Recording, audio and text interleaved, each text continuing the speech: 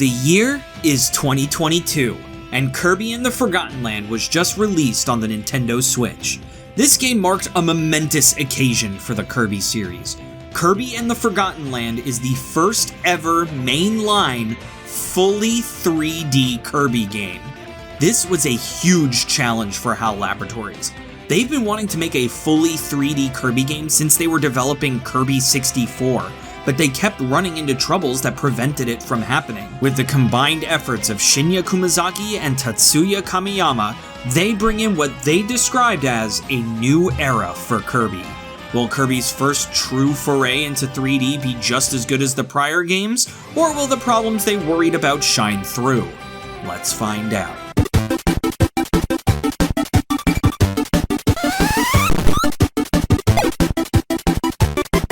Kirby is strolling through Dreamland like any other day. All of a sudden, a giant vortex opens up in the sky and sucks in a good amount of Dreamland's denizens. As Kirby gets warped through the vortex, he starts contorting into weird shapes and sizes. Waking up in this new land, Kirby sees that it looks like a bunch of ruins and goes exploring. Exploring around, Kirby finds a car that he is able to wrap his entire mouth around. This is Kirby's new ability that he gained from going through the vortex, Mouthful Mode, and oh boy is it terrifying. Doing a bit more exploring, Kirby finds that the beasts he's been encountering through this land are kidnapping Waddle Dees. Stuck in the fray is this little blue Dumbo-looking thing named Elfilin. Kirby saves Elfilin and the two adventure together to save the Waddle Dees. As they venture forth, they learn that the kidnappers of the Waddle Dees is a gang of animals called the Beast Pack. Not only that, but the Beast Pack are recruiting familiar enemies to their side such as Bonkers, Mr. Frosty, and most notably, King Dedede. After Kirby defeats King Dedede, the king sneaks up behind Kirby as he's celebrating and kidnaps Elfilin. King Dedede ends up going to the Forbidden Island with him to deliver Elfilin to the leader of the Beast Pack. Kirby ends up catching up to the king and fights him one more time. King Dedede doesn't really seem like himself though, especially now that he's wearing this mask. Kirby breaks the mask, bringing the king back to his senses. The Beast Pack ends up coming to finish off Kirby and take the rest of the Waddle Dees, but King Dedede stands his ground, giving Kirby time to go meet with the leader of the Beast Pack in the Lab Discoverer. As Kirby rides the elevators up, we hear a monologue through the intercom that tells us the backstory to this whole game. The ancients that we've heard so much about ever since Kirby's return to Dreamland came from this land. They had many corporations, amusement parks, and even many advancements in the field of science. One day, an extraterrestrial being known simply as ID-F-86 came down and started destroying everything. The ancients were able to capture the creature and harness its power to attain transdimensional travel. Eventually, they used this power to warp to the dimension that Kirby is from, leaving this land behind, forgotten. During a lab accident, ID-F-86 was split into two beings, one of which escaped and was never found, and the other being left in Lab Discoverer, abandoned by those who captured it. We're about to meet that half right now. Kirby arrives in the room with that entity, Fecto Forgo, being guarded by the leader of the Beast Pack, Leon Gar. Leon Gar reveals that the Beast Pack wants to follow the ancients that left them behind, and he's going to use the power of Fecto Forgo to do it. In order to do that, he needs to complete Fecto Forgo by joining it with his other half. The other half is Elfilin. After defeating Leon Gar, Fecto Forgo is revealed to be the true puppet master and starts engulfing everyone and everything within itself. When it gets Elfilin, the being is finally complete once again. The ultimate life form, Fecto Elfilis, is back. After a lot of fighting, Kirby drags Elfilin out of Fecto Elfilis, making him highly unstable. Fecto Elfilis then opens a dimensional rift, pulling Popstar in to collide with the new world. After becoming a big rig truck, Kirby defeats Fecto Elfilis once and for all, and returns back to Popstar. The planet is still on a collision course with the new world, so Elfilin uses the last of his power to stop it, making a stable connection between Popstar and the new world. Elfilin almost dies in the process, but somehow gets saved by Chloraline, the second in command of the Beast Pack. The Beast Pack and the Waddle Dees live in harmony between both worlds, but Leon Gar is noticeably missing. That's right, baby. The main game may be over, but the story isn't. Coraline is concerned about Leongar, hoping that he's okay. A dimensional rift appears, and going through it takes Kirby to the Forgotten Isles. The Forgotten Isles are a collection of illusions created from the memories of Fecto Forgo. Leongar's soul is shattered into little pieces and spread throughout the Isles. Collecting the soul fragments, we come back to the Forgo version of Lab Discovera. Leongar is being kept there, but returns to normal when we restore his soul. You may notice that these pieces are referred to as Leon's soul. That is because, back before any of this happened, Leongar, then known as Leon, was traveling the world with Coraline, whose actual name is Carol. Leon accidentally found Fecto Forgo one day and started acting very strange. He then formed the Beast Pack, and Carol joined just to keep an eye on him. Leon gets controlled by Forgo's soul, but once Kirby defeats him, Leon is back to normal. Forgo's soul starts to attack Kirby, but before it can... oh god. That butterfly. The Butterfly of Judgment absorbs the power of Forgo's soul and takes form as Morpho Knight, making this the first canonical appearance of a Knight character other than Meta Knight. After defeating Morpho Knight, the world is saved. Or is it? At the Colosseum, a rift to another dimension is opened, where Kirby must fight all of the foes he fought in the Forgotten Isles. At the end, Kirby fights the true final boss. Fecto Elfilis, combined with the raw power of Morpho Knight, is now Chaos Elfilis. Kirby defeats Chaos Elfilis, and the tiny bit of energy left of Fecto Forgo returns to Elfilin, sealing the evil away forever. I am not gonna miss recapping Kirby stories. Remember Kirby's Dream Land when it was just King Dedede stealing food and Kirby had to stop him? Boy, do I miss those days. Except I don't, because this story is phenomenal. What I find really interesting about this game's story that sets it apart from others is that this game almost entirely looks forward. A lot of the stories since Kirby's Return to Dreamland have 90% of the story happen off-screen to give context to what we do see on screen. We saw it with Haltman and his daughter, we saw it with Queen Sictonia finding the Dimension Mirror, we saw it with Lord Highness and the Jamba Heart. This game gives a little bit of backstory but has 90% of the story happen on screen. I think that's really cool, and I hope Kirby games in the future take this approach. I also find it interesting that this game didn't really have that many callbacks. We all know Kirby games love their callbacks. Kirby Triple Deluxe had the Dimension Mirror, Kirby Planet Robobot had another being like Clockwork Nova. Things that expand the world that they built over the last 30 years. The only real callback we got in this game was Morpho Knight, but this time it's different because his appearance was canonical this time, as opposed to Kirby's Star Allies. I also love the Beast Pack. They are a cool new enemy type that breathes new life into the Kirby universe. Hell, having Popstar and the New World connected opens up so many possibilities for interdimensional adventures for Kirby in the future.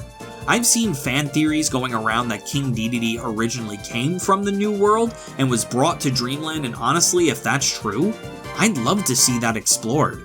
This is a story that makes me excited for Kirby's future. With all of that in mind, Kirby and the Forgotten Lands story gets my rating of an A+.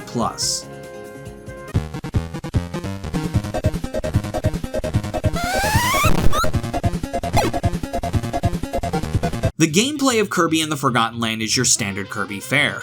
You run, you jump, you eat, you copy, but this time in 3D! Instead of 2D room-by-room platforming, now you get to explore multiple open 3D spaces. While going through the stages, not only can you inhale enemies to gain their abilities, you can also inhale large objects such as cars, lockers, and hang gliders. Doing this activates Mouthful Mode, which grants you abilities usually used to solve puzzles to find more Waddle Dees. This new set of abilities are really fun, and I always look forward to seeing whatever one popped up next. Even though it's really terrifying, it's an amazing addition to the Kirby formula that I hope stays for future installments. The other aspect of this game that I hope stays for future installments is the ability to upgrade your copy abilities. Upgrading your abilities to become bigger and crazier weapons really made me feel like Kirby was getting stronger and stronger as the game progressed. Having the Morpho Knight sword for the final boss is so cool. Honestly, when this game was coming out, I was scared that Kirby wasn't going to translate well into 3D. The spaces looked really open. Kirby has been confined into 2 dimensions for so long that it was hard to imagine a game like this. Somehow they combined the design philosophy of modern Kirby games, the upgradability introduced in Kirby Clash, and added it to the base of what was experimented with in Kirby's Blowout Blast. It honestly feels like we went through a training arc for Kirby to get to this point, and it really created a game that exceeded all expectations. With all of that in mind, Kirby and the Forgotten Lands gameplay gets my rating of an A+.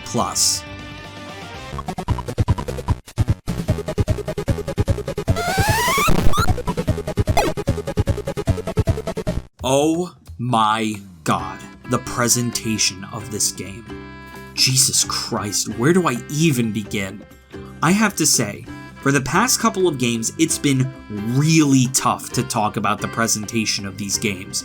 Kirby's Return to Dreamland, Kirby's Triple Deluxe, Kirby Planet Robobot, and Kirby Star Allies all use essentially the same design philosophy, so it was really difficult to talk about these games without repeating myself.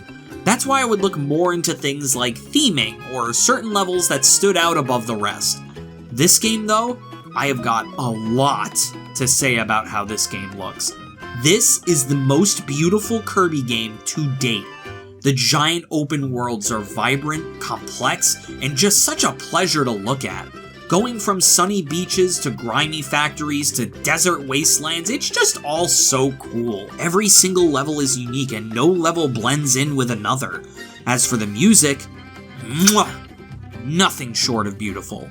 Standout tracks being Meta Knight's theme, Fecto Elfilis' theme, and believe it or not, the Waddle Dee Town theme. This game's music also loves its leitmotifs, which is something I am such a sucker for. With all that in mind, Kirby and the Forgotten Lands presentation gets my rating of an A+.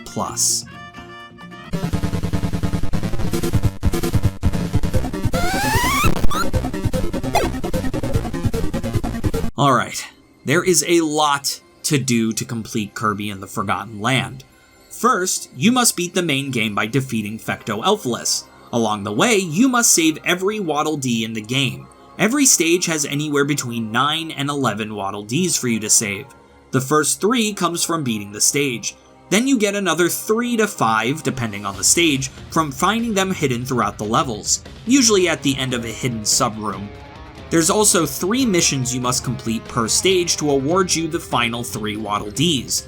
These missions can range from really easy, like finding a secret hallway that you had to go down anyway to collect a hidden Waddle Dee, to extremely difficult, like having to beat these twin Mr. Frosties without getting hit. Honestly, collecting all of the Waddle Dees wasn't so bad, and it was very rare that I had to replay a stage to get a missed Waddle Dee.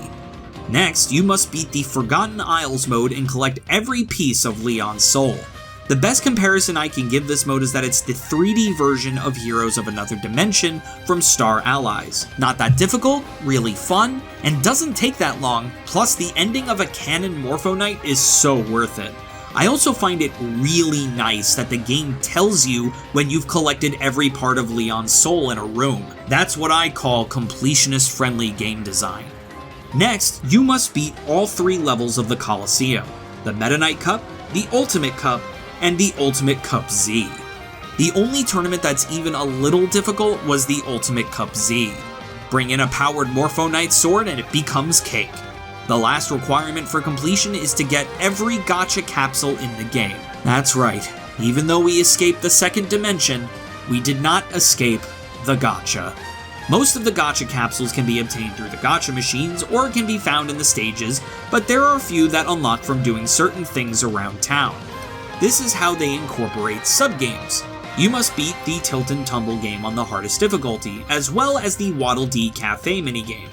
Obtaining all of the capsules is honestly more time-consuming than difficult, and you can get them all pretty quickly. There is a lot to do in Kirby and the Forgotten Land in order to get that 100% completion, but what's really impressive about this game is that it doesn't feel like a lot of things to do.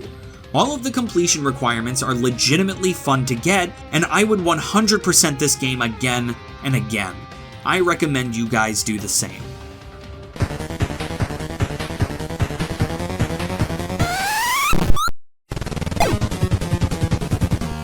Kirby definitely did not have a rough transition into 3D in the slightest. With a story that makes me excited for the future, gameplay that is the perfect mixture of old and new, some of the most beautiful visuals and soundtracks in the entire Kirby franchise, and a really good amount of stuff to do before hitting that 100%, this one makes its way towards the top of the list for me. With all of that in mind, I give Kirby and the Forgotten Land my overall rating of an A+. I cannot wait to see what future Kirby games do now. It really does feel like a new world. Thank you everyone so much for watching this video, and I hope you guys enjoy the new format of the retrospectives. If you like what you see, be sure to subscribe and hit that bell. All the social media are in the description below, so check them out as well. We also got merch in the description. Next week, we'll be looking at the next Kirby game in the lineup, Kirby's Dream Buffet. But if you're too impatient to wait a week, you can become a channel member and watch it right now. I'm Bottles, and I bid you, my well-esteemed guests, adieu.